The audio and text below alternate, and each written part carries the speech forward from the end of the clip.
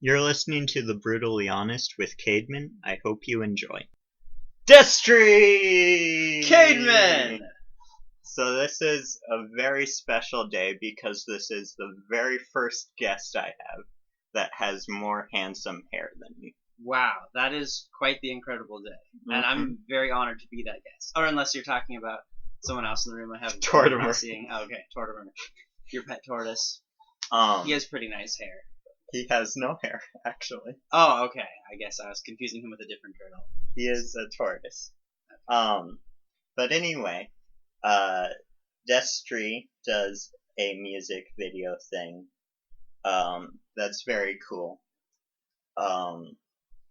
There's videos and there's stories and they intertwine.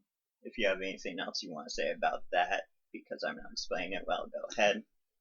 Yeah, it's like a short film series kind of thing. You can find it on YouTube under the name Remnant Crusade.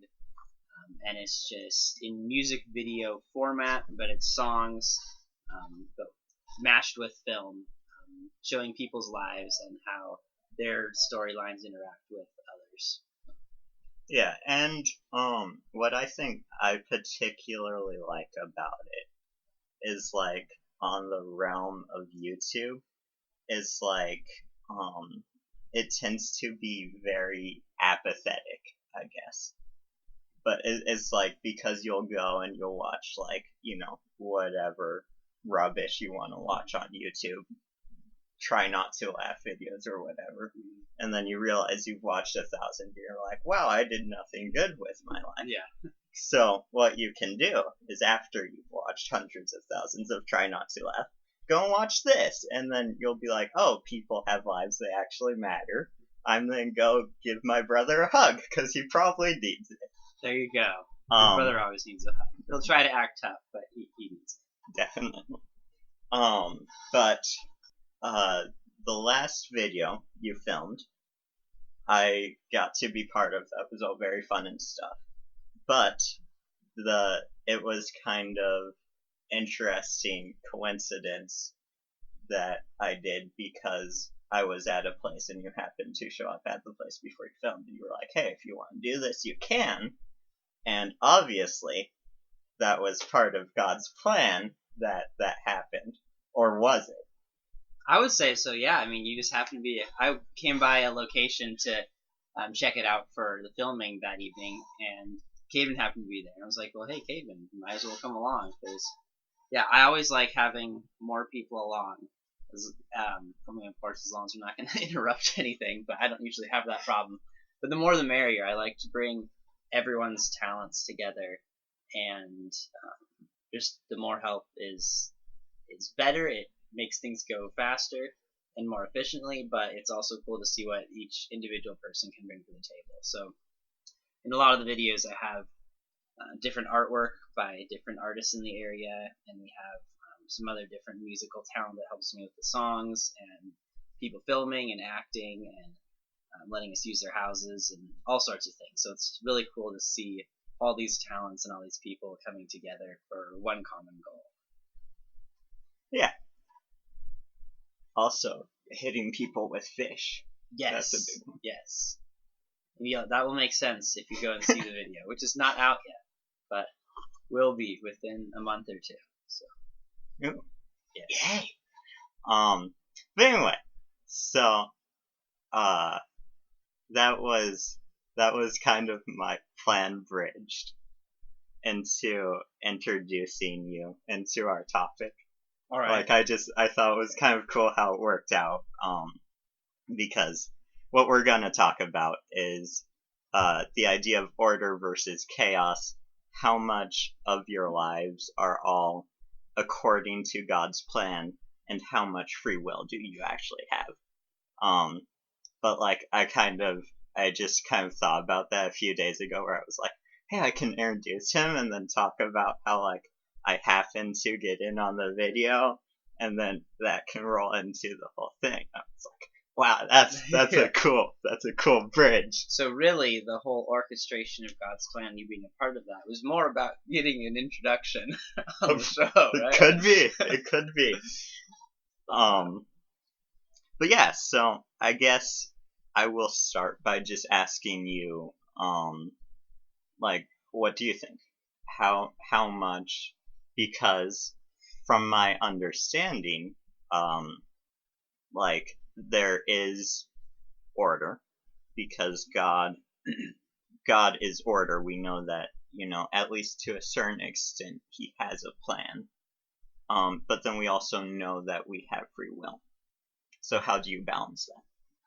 I see. Starting off right with the tricky questions. I'd say, first of all, I think everyone wants order in their life for the most part. A general statement, but I think for the most part, everyone wants order in their life. They like to know when things are going to happen. They like to know where things are. Everyone hates losing their car keys and things like that. They like knowing what they're going to do that day, what their plan is going to be for the next few years, things like that. But at the same time, people, and I myself am guilty, of course, of this too, but like to let the chaos and the lack of order control their lives by starting to worry about those things that are orderly. So even if God has laid out something for us and He says, hey, I've got this, you've given this to me, this is great, our free will comes in that we can go and worry about those things He said He's already taken care of. One of the biggest ones is people's salvation. God's taking care of that by sending His Son Jesus that died on the cross to as a sacrifice, a holy and perfect sacrifice to save a sinful world. And that I would say is orderly. It had its plan, it had its purpose, and it was executed flawlessly. But we as people still have the choice to worry about it and say, oh, well, maybe I still need to do this thing, or maybe I still need to do this, or I should go and dedicate my time to doing such and such. And kind of miss that whole opportunity saying, hey, God already got this for you. He's already taken care of it for you. There's nothing that you need to worry about. But being sinful people, we're still like, oh no, we got to worry about something. There's something out there, we got to stress over. So I'd say that's definitely one way to look at it. Right. God's already given us order, and then we can choose to find little bits of chaos in that and then let that control our lives. I think definitely something I've been like realizing a lot recently, and God's kind of been I guess in cliche terms He's been working on with me is not worrying about stuff. And it's like naturally I am just a very worryful person, if that makes sense. Mm-hmm. But it's like in the Bible there's several times where it says don't worry. Yeah. And like that's just stood out a lot to me because I'm at a place right now where I've been very worried. And like I've been like, oh, should I go this way? Should I go that way? Is this God's plan? Is that God's plan? But it is just kind of, like I said, it's like I think ultimately, kind of is there more order or is there more chaos? Is like we don't know, but don't worry about it. Mm-hmm. And I think so. Like I like that about what you brought out, where it's like, yeah, you don't have to worry about it either way. It's like God's at least in enough control. Like He may not control all the details. We don't know if He planned out exactly for me to be at the coffee shop when you were there, so I could hold a light for your video. And get slapped by a fish. And get slapped by a fish. But like we know that God's in enough control that if it's His plan, I'm not gonna die doing that. Right. Or maybe it was His plan that you would die doing that. Or yeah, and that's cool too. You never know how He's going to use you or an opportunity or something you're involved in. Yeah. But so it's kind of interesting though because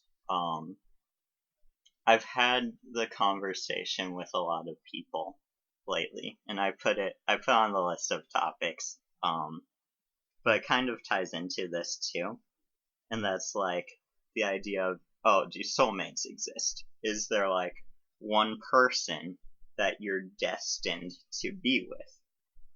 And it's an interesting question, because it's also interesting because, like, asking people, because everyone is passionate on one side or the other. Mm-hmm. There's like, I was talking to my brother-in-law, whom I love to death, but I had just mentioned that I was debating whether or not soulmates are real, and then I kept talking, but like he interrupted and was like, "Yeah, they're not." Oh, It was okay. pretty funny. But then there's other people who are like, "Oh, there definitely is," and they give scripture and they give their reasons, and I'm like, "Oh, well, that's not satisfying to me," or "It is," or like, "I don't think that's quite what that's talking Yeah. about." And it's a really fun conversation to have for whatever reason. But it's interesting, and I think kind of what my opinion of that is at this point is that there is maybe there is some people that are destined to be together, some people that for God's plan need to be together, and maybe there's some people that just aren't, and that's fine. Maybe there's some people that are destined to not get married at all. It's very possible. The Bible talks about that. Mm-hmm. That's a whole nother conversation that I've had a lot. The Bible also says that's totally fine too, to not get married. Right. Yeah, exactly. It's when the Pharisees asked Jesus about divorce, and he's like, "Nah, don't do divorce." Moses said that because your hearts were hard, and then the disciples are like, "Oh, well, you shouldn't get married," and he's like, "Okay, that sure sometimes," Yeah. and then here's a bunch of reasons why that could be the case. And then in Paul's letters too, he's like, well, you can get married or don't get married. You know, either way, if you have the right attitude, God can use it to bring you closer to Him. And Right. That's ideally what everything in this life is about. Yeah. But it's just to kind of take it back. It's kind of the interesting thing where it's like people will say, "Oh, well, either everything is important or nothing is." Like, but then I'm like, why? Why would it be everything or nothing? Like, a good friend of mine, Mr. Christian Starr, the way he put it was like, there has to be some point where like where it's not according to God's plan, because like God doesn't put out your clothes for you. Mm-hmm. Right. Yeah. I think also jumping back to something you said, where two people have to be together for God's plan to continue. God's not reliant though on us as people, so saying that He needs us to do something in order for His plan to work, I wouldn't say is quite accurate, because that means that He has to rely on us, and like you're saying, we have free will. We can choose to mess up that plan anytime we choose to, and which has been done before, but God always has had a way to remedy that and fix that, and make sure that His holy and perfect will and His plan is always executed, in which it always will be. And so we have the opportunity to be vessels for Him and to be used in that plan. And if we choose to, He'll use us. But we can also choose to not. And I mean, I would say that's fine, because it's not fine. But He will still make sure His plan comes to fruition, no matter what happens. But it's interesting though, because like I guess kind of my thought is like in my thought for there being certain things that maybe do have to happen, is there's points in the Bible where God went out of His way to make sure that stuff happened. A good example would be Noah. Mhm. He got eaten by a fish, so he would have to go to Nineveh. Jonah, yeah, sorry. But then Noah would have gotten eaten by a fish if he didn't build the boat. Yeah.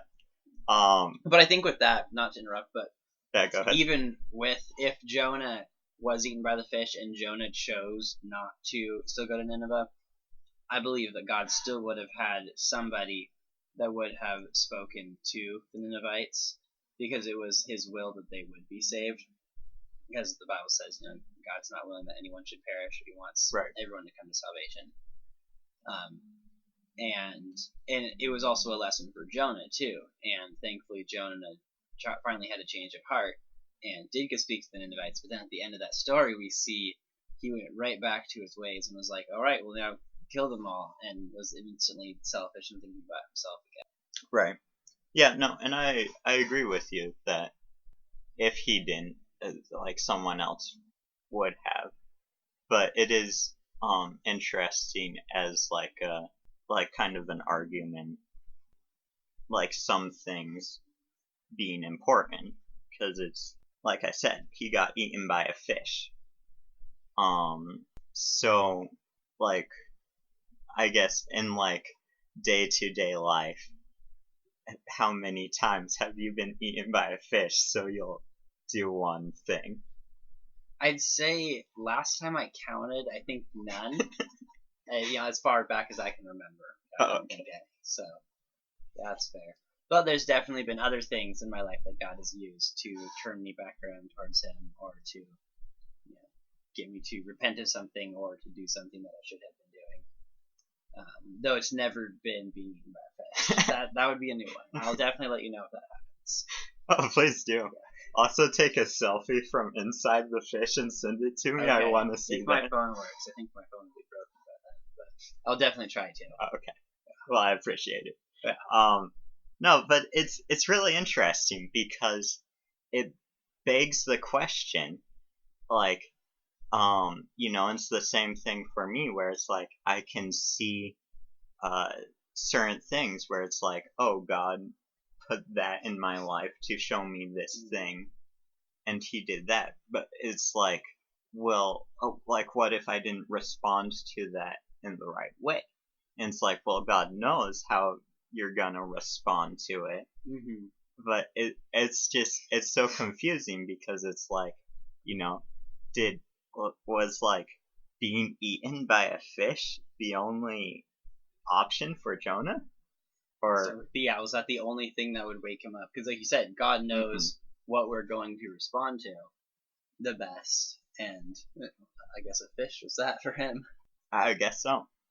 But it's like, I don't know. And then it also begs the question, like, how many times, like, do we just not know of, where it's like, oh, that could have been an opportunity for God to teach me this thing, but I just didn't get it. Mm-hmm. Like, it's possible, but it's like we don't know.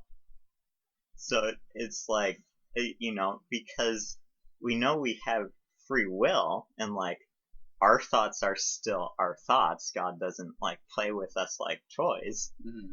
Unless He does, but that doesn't seem likely to me. That doesn't seem like what I read in the Bible. Yeah. But well, His purpose with creating us was to have a relationship, and the purpose was giving us free will and not just making us robots that would serve Him. Is that having that relationship then, as well as people that would choose to serve Him and worship Him, as opposed to just making a bunch of robots that would do it exactly what He needed them or wanted them to do.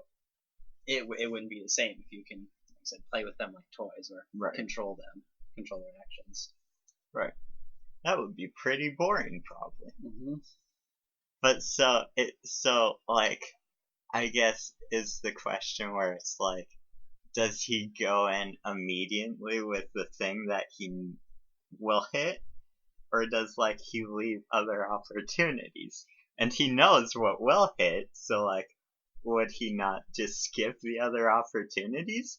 And maybe He does, but then at the same time, there's things where like I look back on my life and I see like kind of warnings Hmm. of things that I ignored. Personally, I think that it can take a lot of time.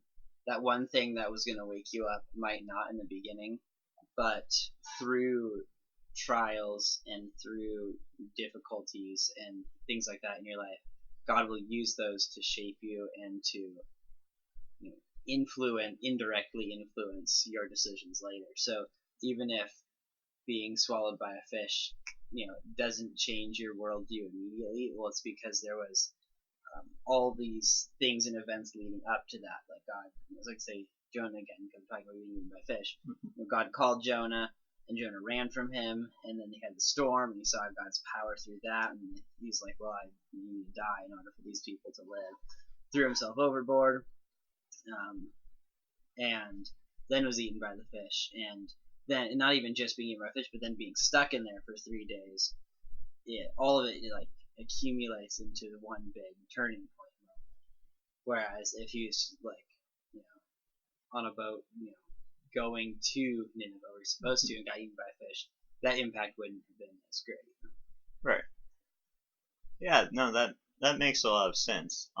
Also, something about that story is it shows a lot of how like even our failures God will use, because it's like now because of Jonah's disobedience we have a story that we're talking about now much further in the future.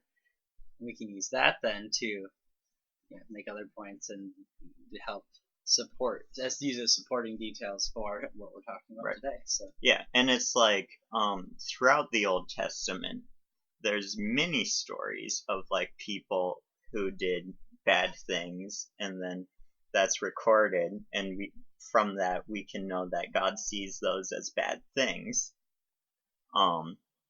So it's interesting because it's like surely God doesn't want us to sin, but like he's still able to use the sin, which is fascinating.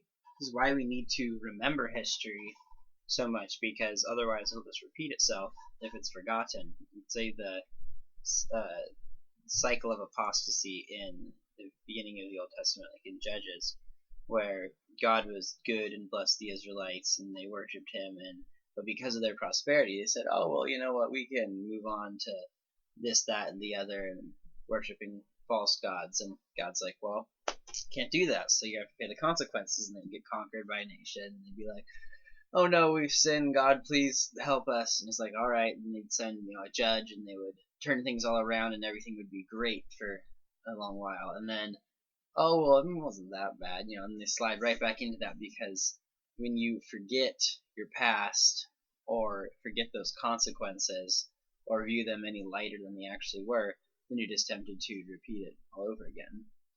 Which is why it's such a bad thing now that people want to change history and change the way things happened, and see it from different perspectives that may not be as entirely accurate as we have been told before, because those are all learning experiences for us, for our nation, for the world, for Christians. And by altering or changing those or wiping them out, well, now it's like, oh well, that's never been done before, might as well try this. Whereas you can look back and say, this is something you should not do because it can lead to this. And by wiping out history, you completely get rid of that factor. Yeah, definitely. Yeah, it's true. This conversation will continue next time.